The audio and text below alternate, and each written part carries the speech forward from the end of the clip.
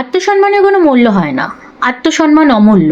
জীবনের অনেকটা বয়স পেরিয়ে এসে এই কথাটার গভীরতা বুঝেছি। আমি অনেক পরে শিখেছি যে নিজের আত্মসম্মানের জন্য লড়তে হয়। একটা সময় ভাবতাম সবাইকে মানিয়ে চলতে হয়, ছোটখাটো বিষয়গুলো ইগনোর করতে হয়। আসলে ছোটবেলা থেকে মায়ের শিক্ষাটা তো তাই পেয়েছিলাম, তাই ছোট ছোট অপমানগুলোকে গায়ে মাখতাম না, সম্পর্ক আর পরিবার ধরে রাখার জন্য ইগনোরই করতাম। কিন্তু পরে বুঝেছি পরিবার ধরে রাখার নামে ছোট ছোট অপমানকে যদি বারবার মেনে নিতে থাকি না, একদিন সেই অপমানগুলোই ভয়ঙ্কর রূপ নিয়ে তোমার সামনে এসে দাঁড়াবে। তখন তুমি ভেতর থেকে ভেঙে পড়বে, কষ্ট পাবে, একা ঘরে বসে কাঁদবে, চিৎকার করে বলতে ইচ্ছে করবে কেন আমি এত কিছু সহ্য করলাম, কেন নিজের সম্মানকে মূল্য দিলাম না, কেন আমি আমার নিজের সম্মানকে অসম্মান করার দায়িত্ব বা অসম্মান করার সাহস আমি কাউকে দিলাম। আর যাদের জন্য আত্মসম্মান বিসর্জন দিয়ে তুমি সবকিছু মানিয়ে নিতে চেয়েছিলে, তারা হয়তো নিজের ঘরে বসে দিব্যি ভালো থাকবে, হয়তোবা সেটা দেখে মজাও পেতে পারে। একদিন আমার এক সহকর্মী আমাকে বলেছিল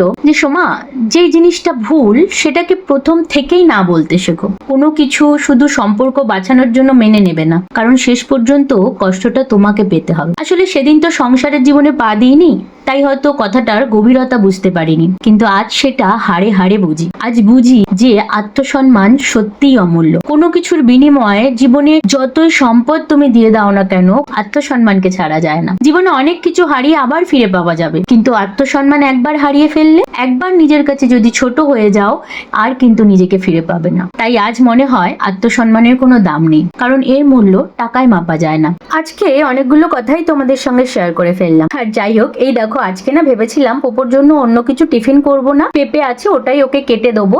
আর পেঁপে দেখে তো তার আনন্দের শেষ নেই, কারণ ও পেঁপে খেতে খুব ভালোবাসে। আর যেই না থালাটা দিয়েছি অমনি দৌড় মেরেছে নিজের পছন্দের জায়গায় গিয়ে বসার জন্য।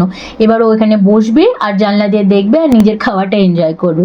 ওকে খেতে দিয়ে আমরা একটুখানি গল্প করে, সোনু ওকে রেডি করছিল, আমি তখন গিয়ে ওর বইটা গুছিয়ে দিলাম, দিয়ে আমি রেডি হতে গেলাম, কারণ সকালবেলা টাইমটা কিভাবে যে বেরিয়ে যায় বোঝাই যায় না। তারপর আমরা তিনজনেই রেডি হয়ে চললাম পপুকে স্কুলে দিতে।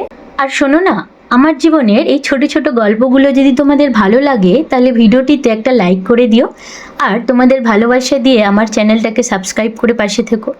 তোমাদের ভালোবাসা আর উৎসাহই আমাকে আমার গল্পগুলো তোমাদের সঙ্গে ভাগ করে নিতে সাহস দেয়।